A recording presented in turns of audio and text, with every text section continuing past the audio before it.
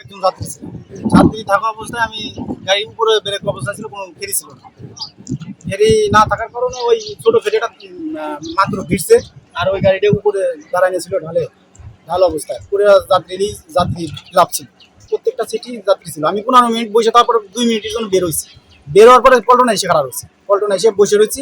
বসে থাকা অবস্থায় হঠাৎ করে দেই আমার গাড়ি দ্রুত, মানে ঢাল থেকে একার ডাইরেক্ট শুরু হয়েছে, মানে দ্রুত স্পিড একার ডাইরেক্ট যায় পানিতে। অ্যাঙ্গেল বরাবর মাইরে দিয়ে চাকা উঠে অর্ধেকখানি যাওয়ার পরে ডাইন সাইডে আগে অর্ধেকখানি গাড়ির অর্ধেকখানি যাওয়ার পরে নিচে নামি গেছে মাথা, তারপরে ডাইন সাইডে হালকা করে কয়েক সেকেন্ডের ভিতরে গাড়ি আপনার উল্টে যাওয়া আর নিচে ডুবিয়ে গেছে। আমার বেজে ছিল নিখোঁজ, কালকে থেকে সেই জনটি আইছে। আমার ছেলে ঢাকা যাচ্ছিল, এই গাড়িতে আপনার পাওয়া যায়নি, বসে আছে। আমি আব্দুল রাজ্জাক, আমার ছোট ভাই প্রগত ভাই জাহাঙ্গীর আলম তার সহ স্ত্রী সহ বাসে ঢাকার উদ্দেশ্যে চিকিৎসার জন্য যাইতেছিলেন। হলুদিয়া ঘাটে দুর্ঘটনায় কবলিত হয়েছে, বাসের মধ্যে ছিল। রাত্রে তার স্ত্রী মুক্তা, তার নাম মুক্তা, লাশ উদ্ধার হয়েছে। আজ এখন পর্যন্ত 9:30 বাজে।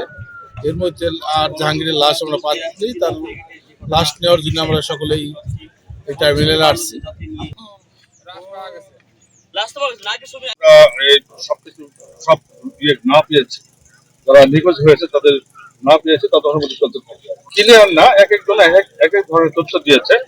যে অনেকে বলছে যে 35-40 জনের মতো ছিল, কিন্তু রাত যখন এখানে ছিল তখন কিছু লোক আপনার চা খাওয়ার জন্য নেমে গিয়েছিল। কতজন নেমে গিয়েছিল সেটা ক্লিয়ার না। হ্যাঁ, তো যেহেতু আমরা 23 জন উদ্ধার করতে পেরেছি, আর 5-7 জন সাঁতরিয়ে উঠে গেছে, তাদের হাসপাতালে পাঠানো হয়েছিল, সেখান থেকে 2 জন মারা গেছে, আর মানে চিকিৎসা চলছে। সেই হিসাবে সামথিং 2-1 জন থাকতে পারে।